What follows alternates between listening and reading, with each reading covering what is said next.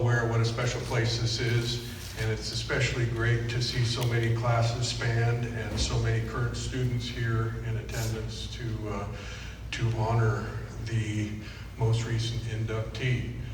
I am the only council member that is a graduate of San Dieguito, so I have the opportunity to do this. So I am here to declare a proclamation issued by the City Council of the City of Encinitas. Whereas on Friday, October 13th, Thank you, Tony. That was exciting. What a great thing and what a great honor for the SRF and for Merna Brown. Thank you. With that, I would like to ask the two sisters who are representing our inductee to come forward today. We have Sister Iswari, if she would come forward, and Sister Sarala, who worked with our inductee, and we have a special presentation for you if you'd come forward.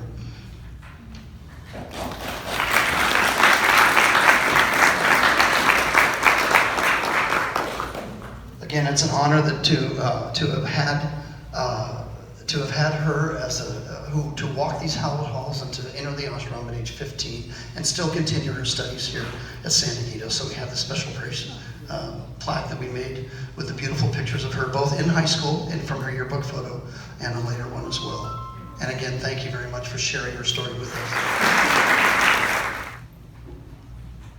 She entered the ashram on June 10th, 1947, and as you already know, she had 3 more years of high school. So it was from June to September that she had her introduction into the Encinitas Hermitage. And she told me of the first day she arrived, she had her little suitcase and went up the stairs to a very active kitchen. And our guru, Paramahansa Yogananda, loved to entertain, invite people over and cook for them. She had a big sink full of spinach that she was told to wash, and that it had to be very clean. So from that day forward, she was assigned to the kitchen. She did a lot of cooking and housework. But shortly afterwards, as has already been said, he had recognized your Merna, our Mrinalini Mata, as one that he could build on for the future because of her attunement spiritually as well as her very, very high intellectual evolvement. So she was drawn in closer to him to help him with his editing and with some of his writings. And she was dismissed from the housework. As you can imagine, some of the older ones were a little bit unhappy about that. Even though she enjoyed her household work, she always wanted to do whatever he assigned to her and whatever he wanted her to do. At that time, he was reading a book called The Saints That Moved the World, and he would circle words as he read along, and then afterwards he would hand her the book and say, look these words up and memorize the meaning. And in that way, he was training her for her future work. He also, one time, jotted down a paragraph, and he handed it to her, and he said, move this around and make it sound better. So she took the paragraph, and she reworded it and brought it back to him. He read it. He said, did you do this? She said, yes. And he said, pretty good. So from the beginning, she showed that she had that ability. And he also told her to study Shakespeare, the great literary works of Shakespeare. And that calls to mind Mr. Jordan. She had Mr. Jordan as her English teacher, and she deeply respected him. She often talked about him and how much he helped her in her education and in her literary ability. And when she started the class, he had given the students a little aptitude test to see where they were in their studies. And after the class, he called her up and he said, you're way ahead of all of these students. You're going to be very bored in this class. So he said, is there something that you would like to work on that you would feel would help you? And so she asked to study Shakespeare. And each day she went to the library and would work on a paper that she had in mind. And at the end of the year, she gave in her paper and she got an A+. It was very nice. Now I have written notes, so I have to look. So I understand that our guru, Paramahansa Yogananda, attended her graduation. And also, he brought his rock collection to the school once. I don't know if any of you remember that, but they set up tables and he set out his rocks, and he shared that with all the students here. That was a real high point for her in her education here. And she always told me, I was fortunate to be with Mrinalini Mata in her later years. And Sister Sarala as well was close with her. And during that time, she did reminisce, and she remembered her time here and very much valued her education. And I know our Guru Paramahansa Yogananda also valued education. He was actually made to go to college by his guru, who said, when you come to the West, they'll respect you more if you have some letters after your name. So he went to college before he came to this country. And you know, he came at a time before yoga and meditation were common household words. And ahead of his time, but still, he drew those to this path who were receptive. She was living in San Diego at that time, before she entered, with her mother, her sister, and her brother, and her father. And her mother and her sister were going to the San Diego temple. She was skeptical of the Swami from India. But he was very interested in her, and he would say to her mother, well, please bring her, tell her to come to the temple. And finally she agreed. But when she entered the temple, she had her little Bible tucked under her arm. But when she realized that Paramahansaji loved Christ very much, and he loved the leaders of all religious spiritual movements. And so after that first meeting, she had a deep spiritual awakening soon after her parents gave her permission to come into the ashram. What else to say? In the final weeks of her life, she was working very diligently on the SRF lessons study course.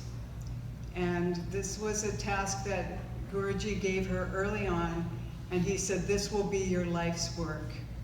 And that was to revise and update the early lessons that were written in the 1930s, when he was quite busy traveling across the United States giving lectures.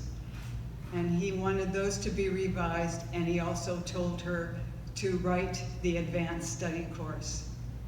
So she had worked on that throughout her life, in between all the other responsibilities of being a vice president and a president and editor-in-chief, and many, many books that she was working on. But about 2 weeks before her demise, she was working with Brother Chidananda, who is now our newly elected president. And they had finished, he was reading the lessons to her because her eyesight had begun to fail. And so she was doing her editing in her head. And then she would say, no, I think you should say it this way, after he would read it to her. But that last meeting they had, I was blessed to be able to be there. And he said to her, do you feel that the lessons now are finished? Are you satisfied? And she said, yes, I am at peace. And 2 weeks later, she went to be with our Guru in another place, but I feel her here. And she did know that she was to be nominated to this high honor. And a little story behind that, I would get her newsletters. I was taking care of her mail, and whenever the newsletters would come, I would look at them, and if I saw something interesting, I would read it to her. And this particular newsletter had a write-up about Mr. Jordan. So I took that to her, and it also said that there were memorial bricks, and that 2 of them had been dedicated to Mr. Jordan. And she said to me the last time we were down here, she said, I want to go and see the bricks. So I drove her to the school. It was about 2 years ago. And she walked on the grounds, and we found Mr. Jordan's two bricks. So, and she said, I feel like I should tell somebody I'm here. So I guess that you all found out that she was here.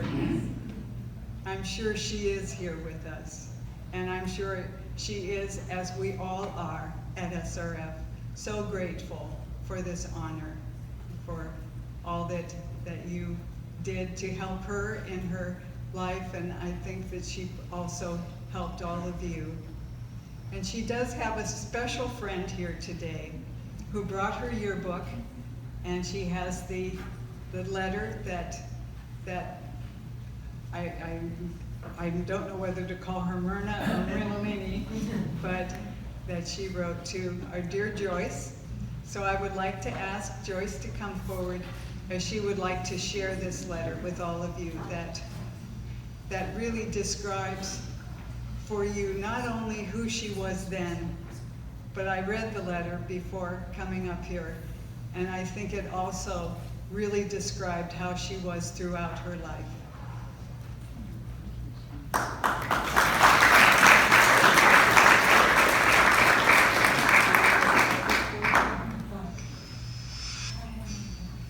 You have to use this one, but I'll hold it for you. Or you want I can hold it. Oh. You can- I can hold it for you if you want. You guys are very lucky. I'm not going to speak a whole lot of stuff today. My husband Bruce would tell you I never stop sometimes. Merna Brown was my friend. And Merna Brown had lovely brown, natural curly hair that I was very jealous of. But she is one of those very peaceful students.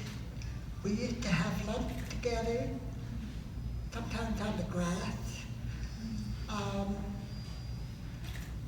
got to go visit the Hermitage and stay overnight with her and her mom.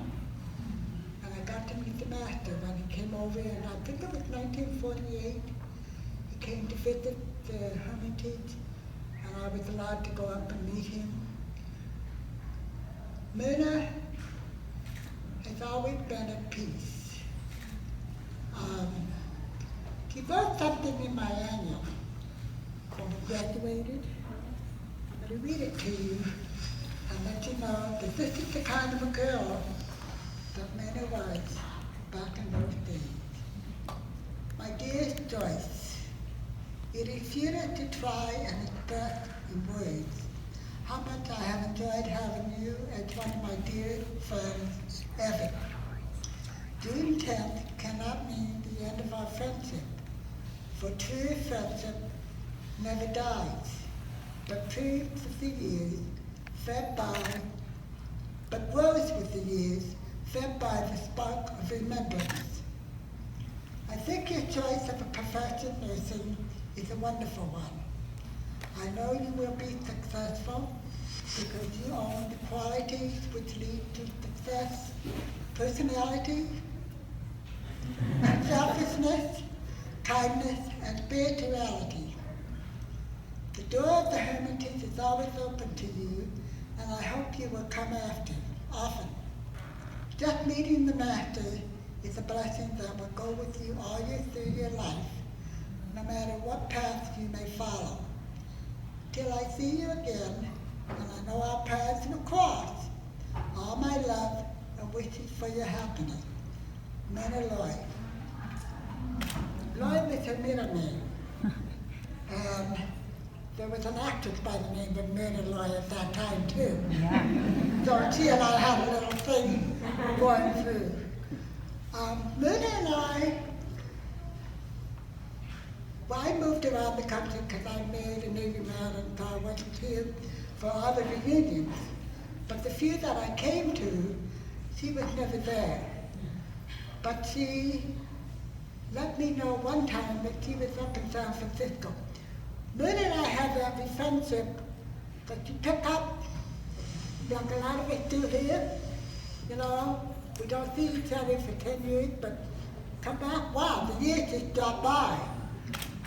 So I've learned more today by being here, and I'm so glad that she told me about Merna's last time, and I knew that she walked the walk.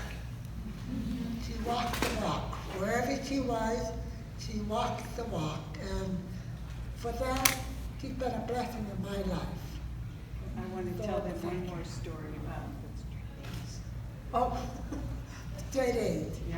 She told me the story. I don't know about straight A's.